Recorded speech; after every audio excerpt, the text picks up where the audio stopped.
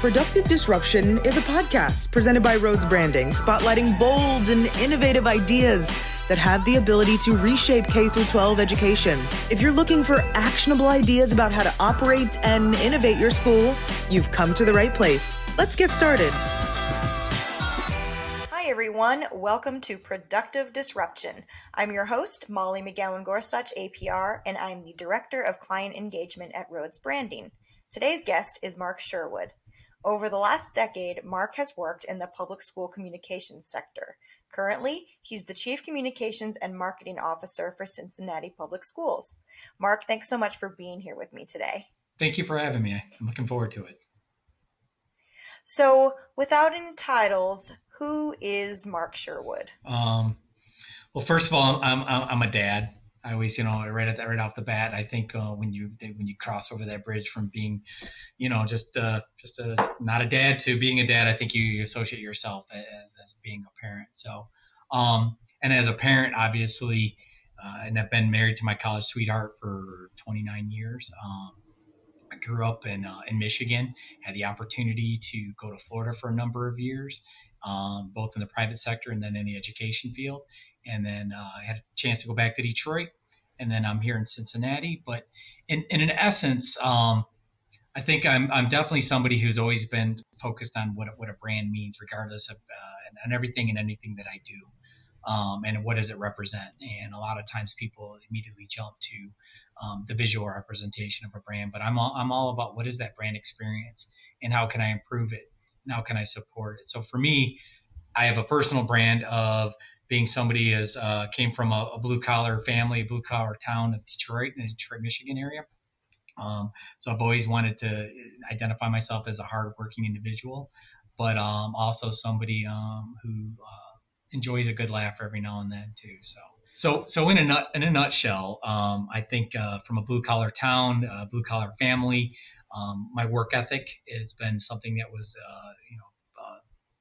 through my family and through my father early on at a young age that I've carried through, but also, wanting to do it with a smile, being an optimist, with a little bit of humor in our daily work life.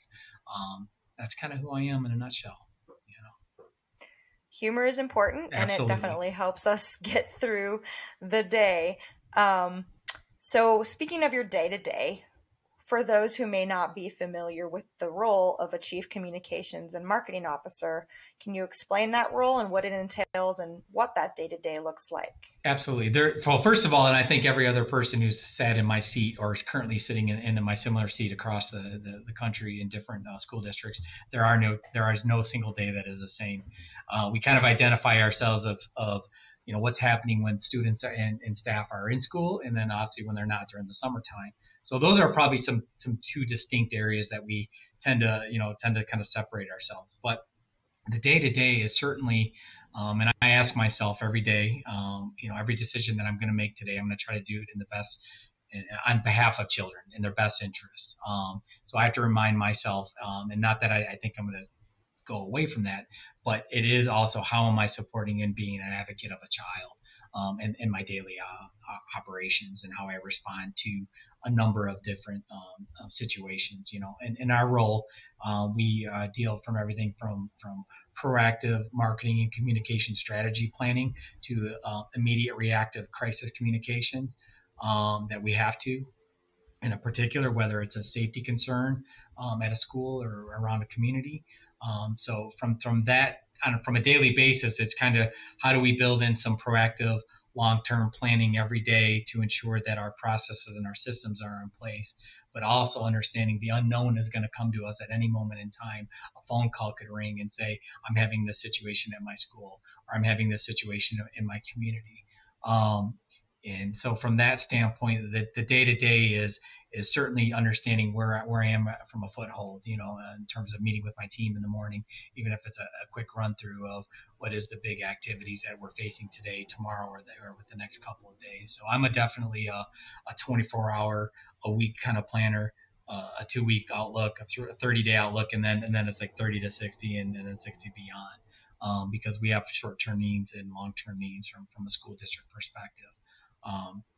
So from a daily basis too, I think it's also making sure that I'm making sure that my team is being connected to not only within the district, but to also connected to our schools. School districts have a propensity to isolate themselves on school district matters and not realize that our schools, honestly, I spoke about brand early on.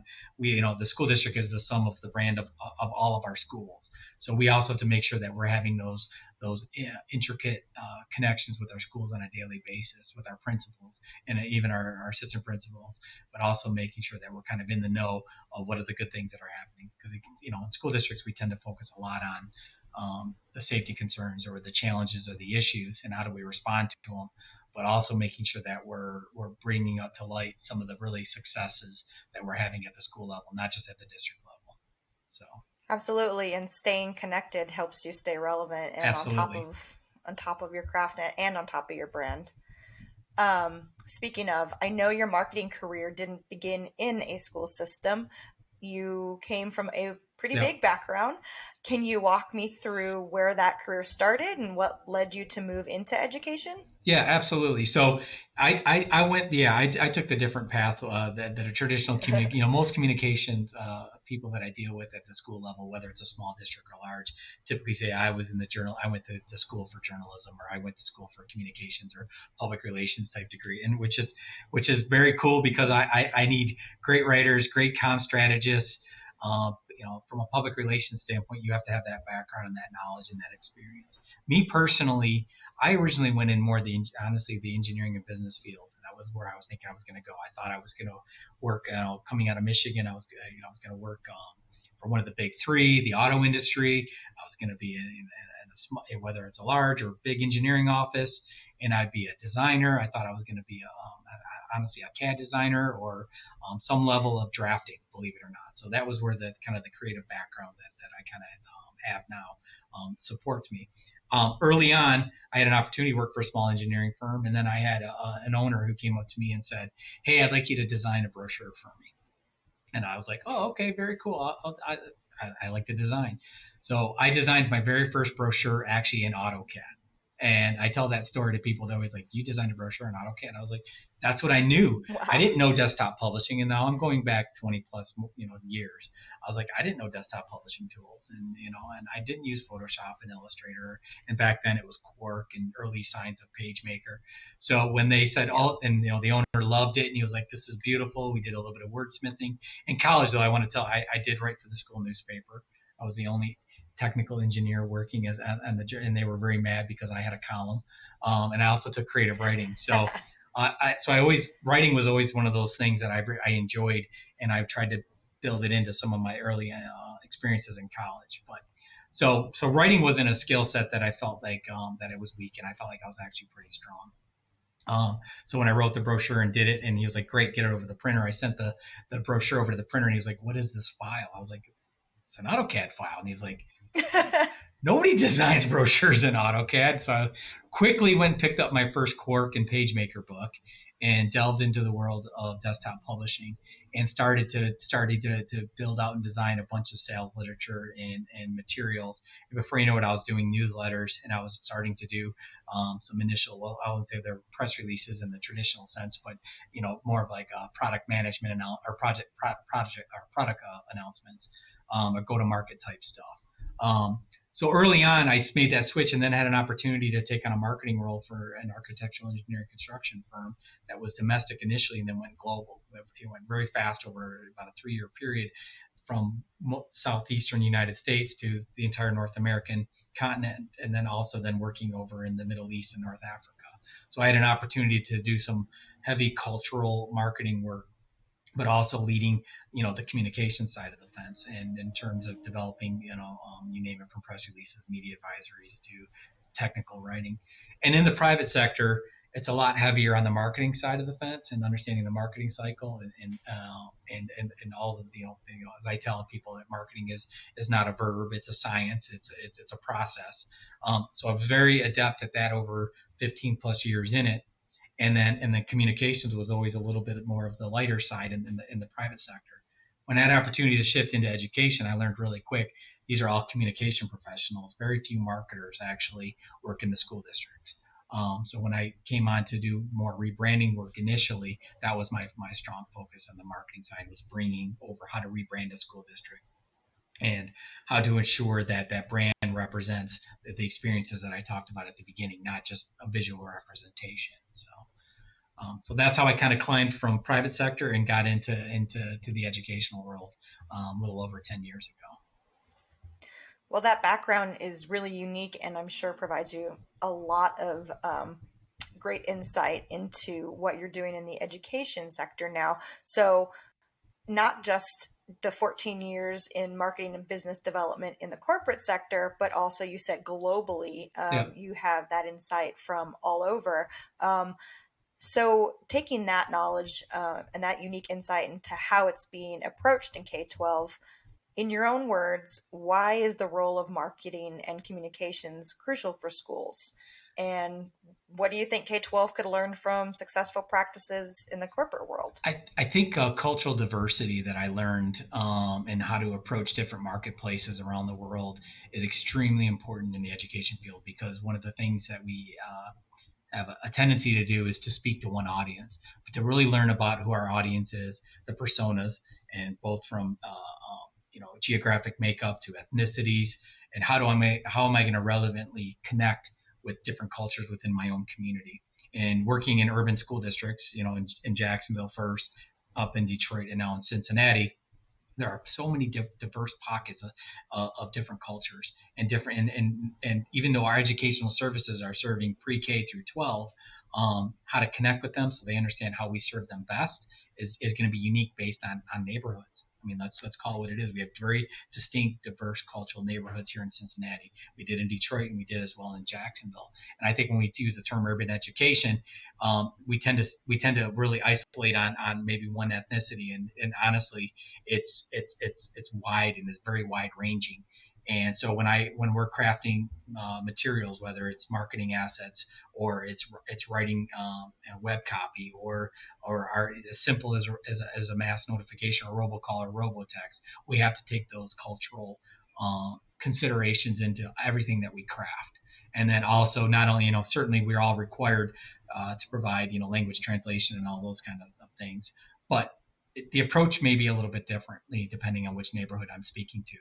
And then obviously that also will help our schools have a individual focus on how they serve and connect with their own community, since they're embedded right in those diverse populations within a city. So I think that has helped me tremendously. And you're touching on that. There's also that customer service aspect of it as well. I think. And one of the things I think we've noticed in school districts throughout the country is that when we say customer service, they'll say, well, we have a switchboard. And then we find out, well, is it traditional? And I came from the business world. Is it a call center? Is it actually triaging and scripting and putting people into the right areas that they need to go into? And I think some districts have done a good job at it. I think some districts are still working in the old switchboard mentality. Thankfully, here in Cincinnati, I have an opportunity to see our customer care team, who is a lot more diverse, like a call center in the traditional sense, and responding to those, honestly, whether it's through a phone call or somebody walking into our ed center who's speaking another language, making sure that we're able to take care of them quickly. If it's an enrollment question, or if it's a student records question, or if it's an issue or a challenge that we have to resolve, crossing the language barrier is huge. That's step one. Step two is making sure that obviously that we're getting those people connected to the right people. And I think in school districts across the country, that's half of the battle, is just knowing at the school level, at the school level, they know they can walk in the office and ask a question. But at the school level, many times they'll say, well, that's a district issue. And it's really dependent upon how well that customer service level is being enacted at the school level. Are they connecting you to the right person in the district? Or are they just sending you on your merry way out the door and saying good luck? And, so we have to assume when they come into our office that they very well could have gotten that kind of language, but we're trying to obviously work with our school offices to have, and some have do a very good job at customer service and trying to rectify the situation right there at the school campus. But we also know that coming in the door, they may have gone through a number of levels and they're still not getting the resolution that they're looking for. So customer service, I think, for school districts, as we get beat up, and I say, on numerous surveys, communications is always that checkbox. It can always need improving. We know that. So it'll probably always be the one that gets, less than desired, not as effective, because if people knew about something, they probably wouldn't be filling out the survey in the essence of, I'm really mad I didn't hear about this, or I heard about it after the fact. So that communication factor is always huge to try to see if we can shift the tide where people feel like we're effectively communicating, but it's also that customer service. Do they feel like that we're resolving their issue? And are we actually making those best decisions on behalf of a child? And that, when our customer service team has to remind themselves that every day. That's why somebody's standing across from them asking for help. And our job is to try to resolve their issues as fast as possible. Absolutely. And I think it's really neat that you mentioned a customer care team. Not every district has one of those. Tell me a little bit about that. How did that come about, and who's on it? So I'm certainly new in the position. So I'm not going to take any ownership in terms of how that was crafted. That was previous administrations. But I think it came out of certainly, hey, this is our enrollment process. And the enrollment process is unique for every single person walking in the doors. I don't want to compare it to like buying a car, but not everybody wants a compact or wants an SUV or a convertible. They all have different needs when they go in to buy a vehicle. Same thing when they come in. They all have different needs and how they want to serve their child. We could say it's from being enrolled in a traditional K-12 to now obviously virtual education is a strong focus for many families and needs, to also serving our children with diverse abilities and challenges, from mental health or physical supports. We've all in the education field, we know what an IEP is, and we know that we have to serve kids. And that's the thing about traditional public education. We serve every child who walks through the door. There's no ifs, ands, or buts. It doesn't matter what that parent is saying is a problem or an issue to them. We have to look at that as an opportunity and to serve them, because our job is to try to prepare them for life beyond the doors. So that customer care team, and I love the word care, because it's really trying to wrap and envelop their arms around a child, and it's not just for those minimal hours of the day that we're trying to quote unquote provide them instructional core education, but are we providing them before school care, after school care? What are the resources and services to that family? We have families that are very affluent in the lowest poverty levels, and making sure they understand what are those resources and services. Well, we may not be the provider, but they need to understand what they have access to them and to support them, because at the end of the day, if they can get what they need as a family or in their current living and residence situation, it's only going to benefit the child.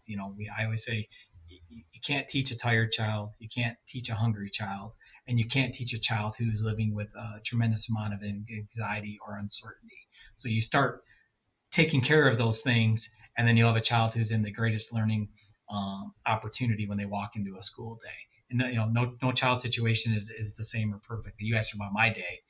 The same thing, I have to look at every child that's walking in the door. They all come from a unique situation in their own home life. So we want to try to create a learning sanctuary, honestly, on a daily basis for them. They feel like this is a place where I can feel like I can reach my full potential. So that's awesome.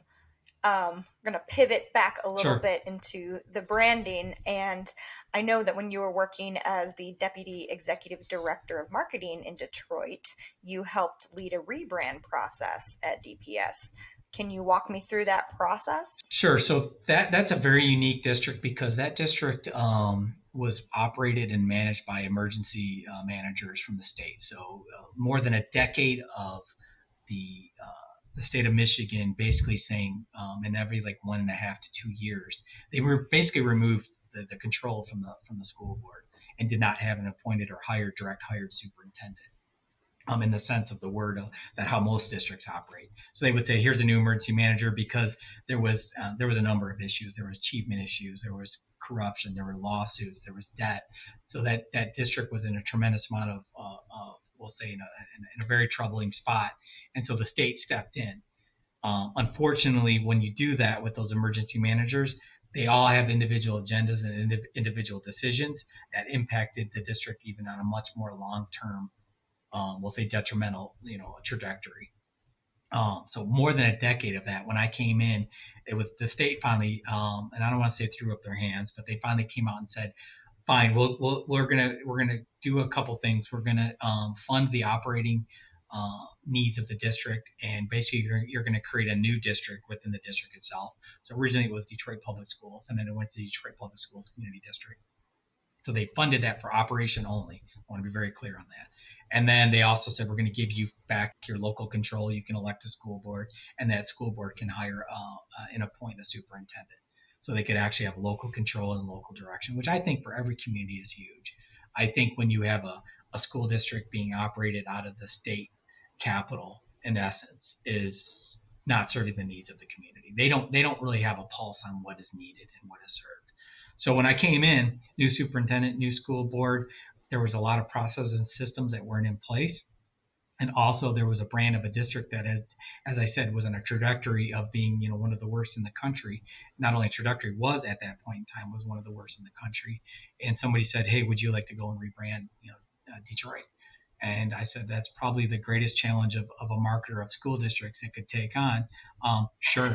Not only was I thrilled, but I was also, I was from that area. That's where I grew up. And I also, my grandparents were both sets were immigrants. It landed in Detroit. That's where they raised their families and started. So I thought, what a better way than to go back and give back to the community where my grandparents came. So got a chance to go back, went through the whole rebranding process, focus groups, and meeting with schools and community, doing focus groups with students, which I love. I love hosting students in a room and making sure that student voice was in it. And certainly our goal was to come up with a visual representation, first of what we thought the brand was, but then also define what we want the experience for children and for families with our district, and make sure that both our promises that we made to the community and the actions that we were taking began to align. And I tell everybody, I was like, if a district makes a promise and the action is aligned, that's when brand equity starts going up. That's when people have those experiences they can repeat and tell if I say I'm going to do this for a child and they see me do it, that's brand equity in a nutshell for school districts. Where school districts go awry is when they start making all these promises and the actions don't align.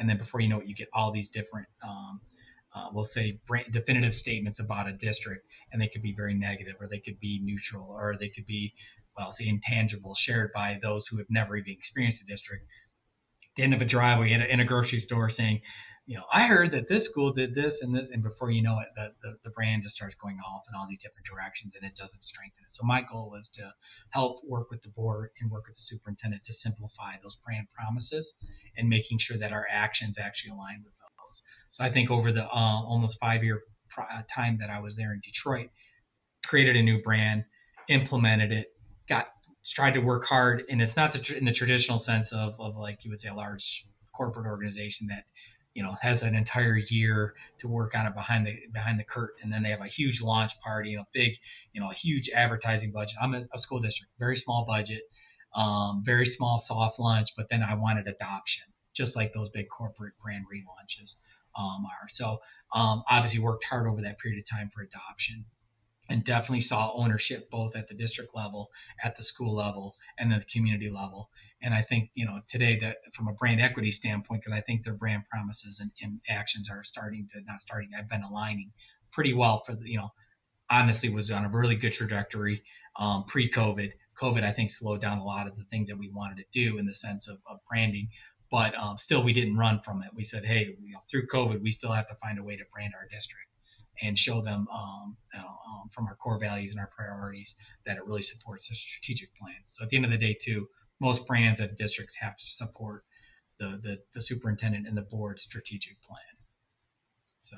And initially you talked about the focus groups and getting that stakeholder input. And then when you said about the adoption, what were some of the processes, maybe specifics in getting that adoption? So in addition to obviously hosting focus groups and doing surveys, it's also making sure we're working with a third party. I always think third party validation is important. And whether it's with an agency or a marketing firm, I think that helps solidify the results a little bit. And it also it puts the board at ease, and it puts the community at ease that it wasn't just something that was created in Mark's head.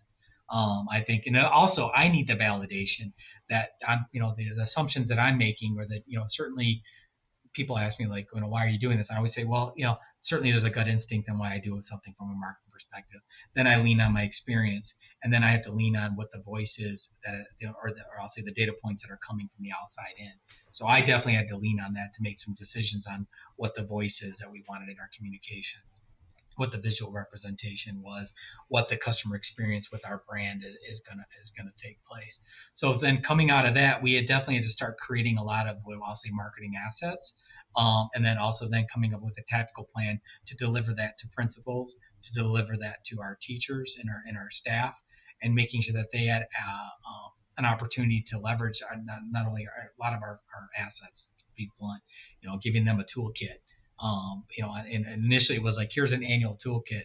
You can use anything you want in it to help support what you're trying to do at the school level, from PowerPoint templates to flyers to social media assets.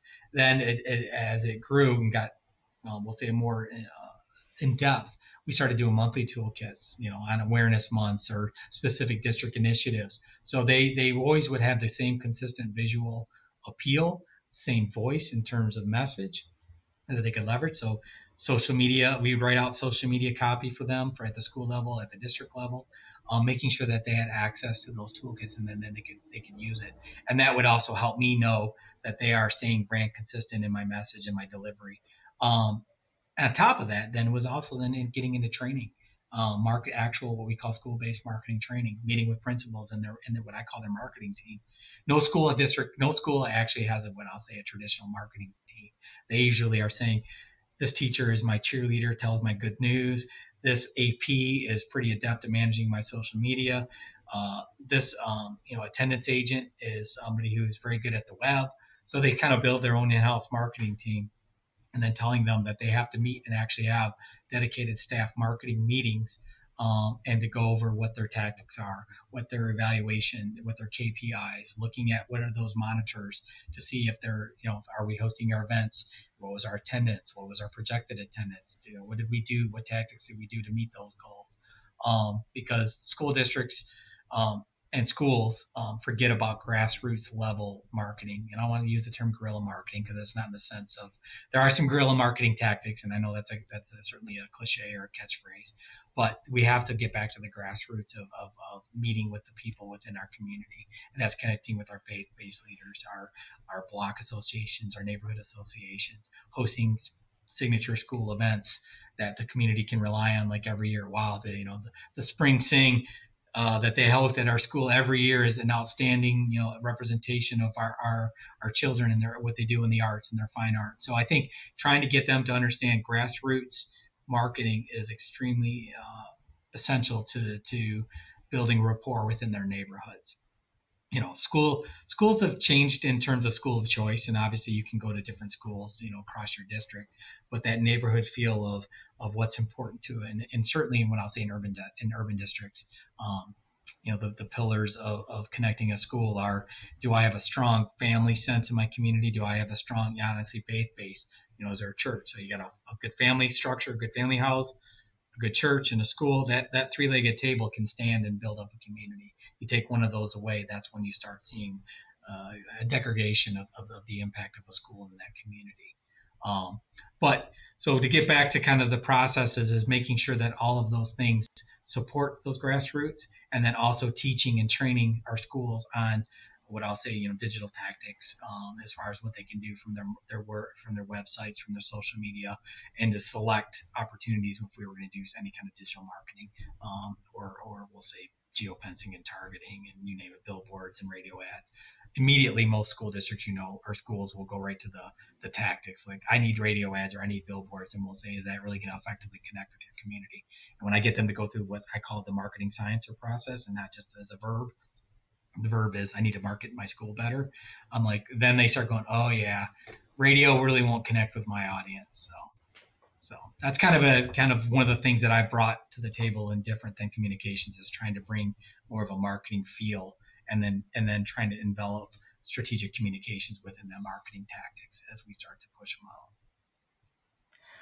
Well, that kind of leads into my next question. If if you could build out your dream marketing team specific to K-12, Yeah. what would that look like? Well, I'm doing it again now here in Cincinnati, which is awesome. Thankfully, I came in. There was a few members in the team and some foundation, and I have some opportunities to grow the team as well, and that's what I'm working on right now. But the dream team, I think, for any school district is to understand that there is a role for marketing and there's a role for communications, and you have to know how to bring them together and then how to let them do their work separately. So whether it's looking on the marketing side, first of all, foremost, we're marketing our district. What is the marketing process, and having a good marketing plan in place that's being monitored and managed. So you have to have a strong, marketers that can not only do the strategic side of the house, but also support the tactics that have to be employed on a daily basis, or both at a monthly or annual from a planning perspective.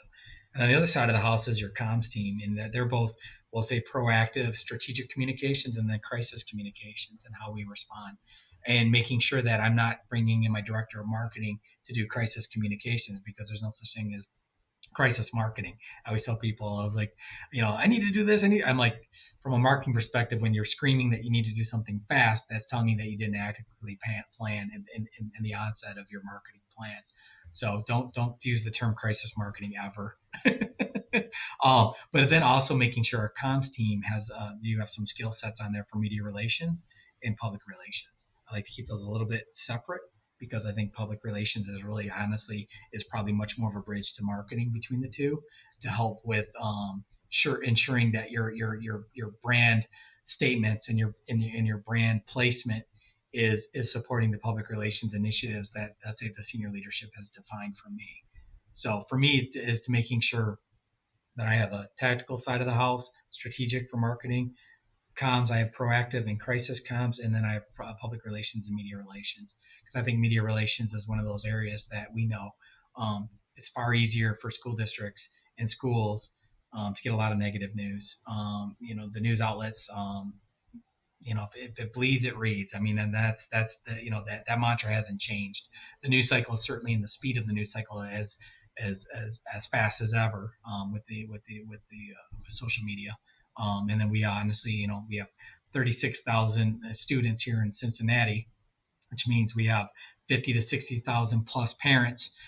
So I have 60,000 journalists out there right now on a daily basis who can either be doing me a service or a disservice. And when I say a disservice, it might be pushing out misinformation. I'm one of those too. I look at those junior journalists. If you're pushing out good information, whether it's stuff that we're working on that's a challenge or an issue and we're facing, we're being very transparent, but also providing the backside of that of what we're trying to resolve, or what resolution or what services or resources we have available to help through a challenging situation or issue. So for me, so when I talked about my team, I also have to realize that I have a lot of journalists, junior journalists out there in the community there are some that are supportive, and then there's some that aren't. And the ones that aren't, I want to at least make sure that they have that information in their toolkit to either share it or agree or disagree. I'm fine with it, but at least have the right information. Because honestly, that's a battle that we have, is misinformation, and then trying to counter it and give people the right information on a daily basis. Absolutely. And that actually is something I wanted to ask you about, especially given, like you said, the immediacy in which communication is required, and not just anymore from the media, but like you said, parents and anyone who has a social media account. So how has the growing measure and requests for safety updates and transparency in communication shifted the way that your team handles crisis communications? Well, obviously the media, and I'm not beating around the bush. Certainly the issues in Oxford and Uvalde, the most recent large mass school shootings, tend to bring out the media requests on tenfold, as far as what are you doing in terms of your emergency operating procedures. How are you responding? How are you keeping our kids safe? So for us, we certainly have to find a way to, we always wanted to put the student achievement as at the top of our focus.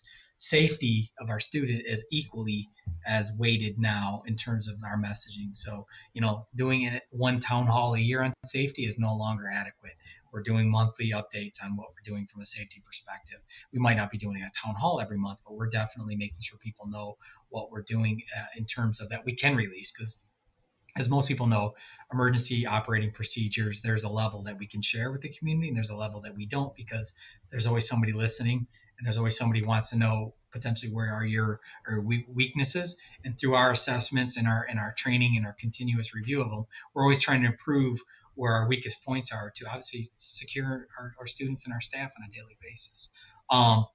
But the media definitely wants to know what you're doing and how you're doing it, and everything from how do you manage your active shooter drills to how do you communicate with your parents. In these most recent mass shootings, the biggest issue that I have seen is are we being responsive to our parent, and how are they being responsive to the parent communities? You can train as much as you want, but there are no two situations that are the same. And when I see those situations happen in other districts around the country, my heart, first of all, goes out to them, because I've been involved in some pretty serious situations, from bomb evacuations to a school bus shooting, and you go into immediate crisis mode. How do I communicate as much information as I can to the community and to my parents? We have a responsibility to give them as much information as possible. But we may not have all the information that they want in the immediacy that they want. And so that's why social media is a natural feeder for them. I'm very much the same way. I see something happening at a national level or a state level or a local level, and I'm going to go to social media if I can't get the information from those that I think that I need the information from. So for me, the prescription is I'm going to have to, under a crisis, make sure that my families are hearing from the district as much as possible on a very high level frequency.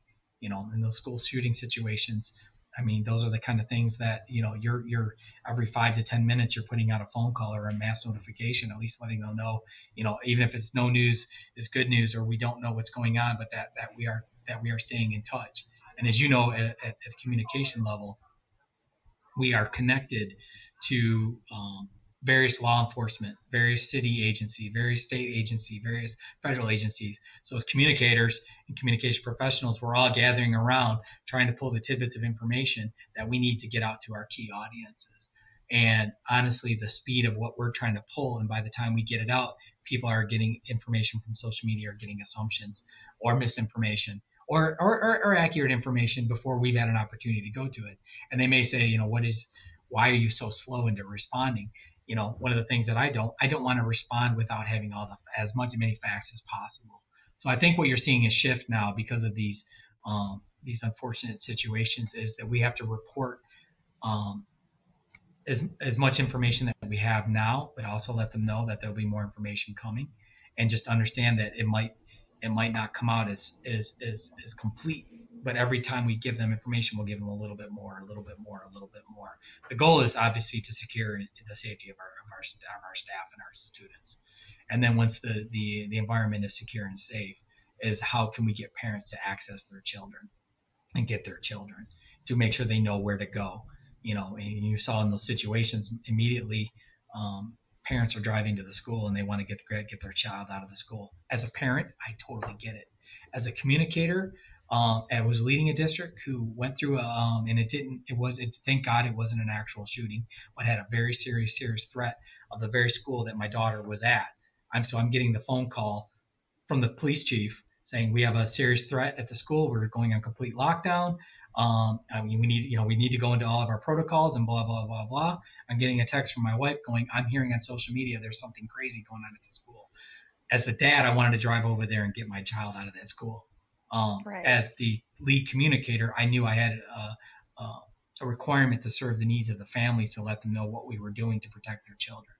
So I understand that push-pull, and it gives me goosebumps thinking about it, because I had it at the same time.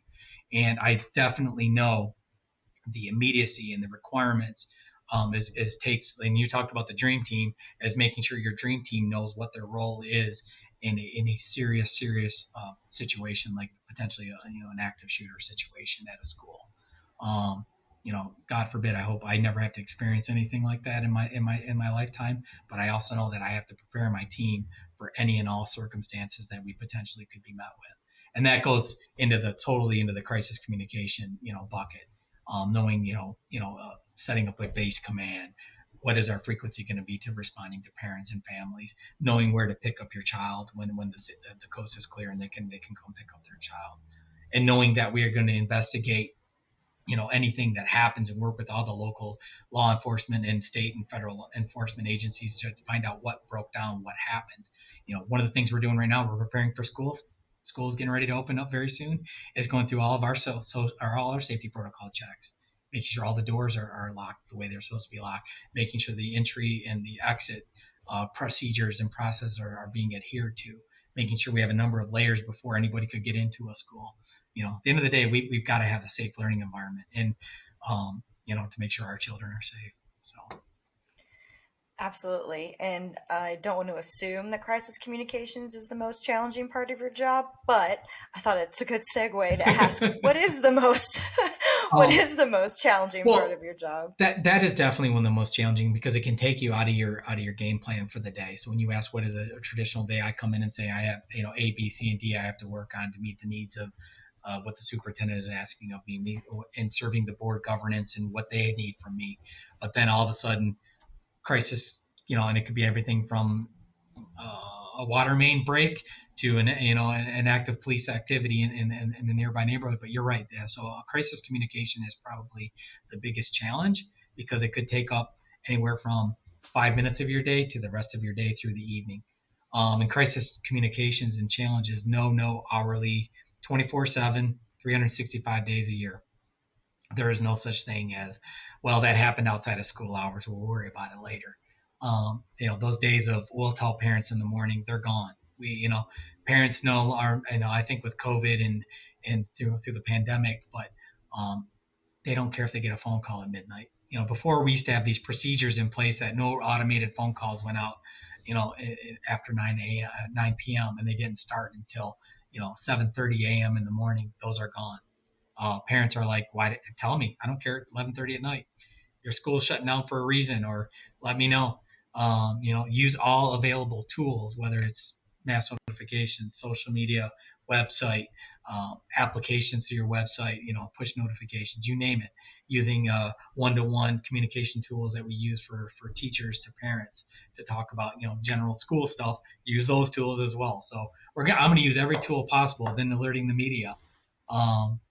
And for some reason, I think when you talk about the challenge is also media reporting on something before I've had a chance to report it to the community. That's probably the biggest challenge, because then half the time they don't have the full story, but they want to scoop it. They want to get to the marketplace first, and I get that. But they may have incomplete information or wrong information. Now I'm spending time to get them to re-report it out the right way, and news outlets aren't always keen on making a change to their narrative. They, hey, your headline is totally inaccurate or wrong, or your story, if it's, the meeting starts at 5 and not at 4, they'll change that easily. But a lot of times when it's the high crisis communication media reports, they're not always interested in making significant changes, or going back out and re-reporting and sharing, hey, we provided it wrong information. So I think that combination of crisis communications and accurate reporting by our media is always going to be the biggest challenge.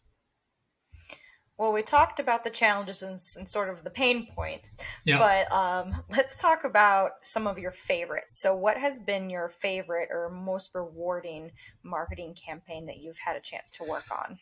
So I'm, in Detroit, I'm going to go through each of the school districts I was in. So when I was in Duval County Public Schools, we did a campaign called Public Education Strong, and it was really talking about the values of traditional K-12 education. And certainly in Florida, the shift in schools of choice and charter growth was one of the reasons why we came through with it. We wanted to make sure that people understood, even though that charters are funded, usually by taxpayers, they're not always exactly the same as what I'll say is traditional, public education. So, and I always tell people, and even in the charter world, like, fight me on that, and I'll show you where I think the differences exist. So we curated that campaign to make sure that people understood that we felt there was a strong difference with traditional public education. and how it was the shifts in our school district were moved by the community. They had input, they had voice, and then I said at the beginning that we serve all children regardless of their needs, or how we help them out. When we went to Detroit, obviously the rebranding effort of the district, and then having an opportunity to work with a local, we'll say celebrity who went to one of our schools and working on a commercial, was with Big Sean. Big Sean was our voice. It was very cool. Worked on what you would say. Somebody told me they're like, you did $100,000 commercial on a shoestring budget, and I did. Working with some good partners up in the Detroit area. So that campaign was pretty cool because it was centered, obviously being very centered about helping children rise. Their tagline that we helped develop was students rise, we all rise. So we understood that what the we all means, that everybody has an invested input into the advocacy of a child in public education. And I'm not the first to say it, but public education is the great equalizer. It provides that potential to every student, regardless of socioeconomic status or level, regardless of zip code. And that's the way that we have to provide our services, is making sure that we can provide, we talk about equal, and then we talk about equity, and I'm not going to go into the whole world of equity, but making sure that they have an opportunity to rise regardless of where they started from. Here in Cincinnati, I've only been on the job for a little over a month. We are getting ready to launch our campaign, our Be Present campaign. And our Be Present is really what it means for students. Being present is certainly being in class and being in school and being on time, but also being what being present means is in a ready to learn state.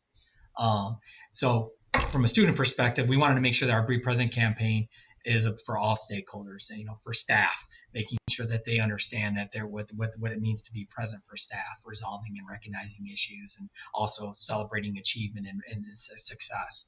Our stakeholders, from faith-based to business partners for mentorship and volunteering to in-kind donations or time. We have a lot of tutoring opportunities. So being present in our school can really serve everybody. So I think over the next year, the Be Present campaign, as we roll it out, we're getting ready to announce it officially, will take hold in all of our assets, all of our marketing, look and feel, social media, you name it. And then also the strategic communications that's around that, depending on the audience we're serving, what it means to be present, will be out here in Cincinnati in a very short period of time. Well, we'll have to keep an eye out for that. So we end all our podcasts with the same question, and I'm going to pitch it to you. Okay. If you could wave a magic wand, what is one thing you would fix in education? I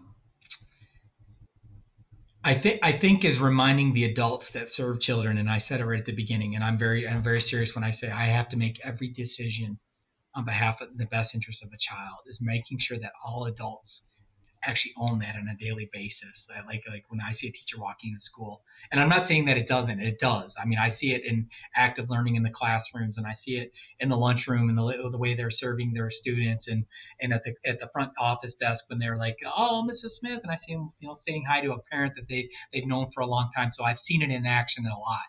But making sure, if I could wave a magic wand, is that everybody wakes up, knows why we're doing this. And understanding that, and I spoke a lot about marketing. Our product is got the, when we think of a child, it's the greatest emotional tie that we have in terms of providing a service and from an educational opportunity or a journey through a lifetime. So my magic wand is making sure that everybody owns that serving the best needs of a child on a daily basis is their mantra and what they do in their school on a daily basis. That would be a pretty great magic wave of the wand. Yes. Well, thank you, Mark, so much for your time today. If our audience members would like to connect with you, where can they find you? Well, certainly I'm on Cincinnati Public Schools, so cps-k12.org is our website. And certainly if they came to our media page, they'll see all my contact information there. I'm also on LinkedIn. I'm always looking for good connections. I can't do this work alone. And I think you've known, Molly, the K-12 education, communications, and marketing folks. There are no secrets amongst any of us. We try to share information. We try to stay connected. We try to work with each other on best practices. because what I'm experiencing today, somebody has never experienced, and I might be able to help them out. So, yep, those are great opportunities and ways to find me. Well, thank you again. I really appreciate the time and all the insight you shared with us. Thanks, Molly. I appreciate it.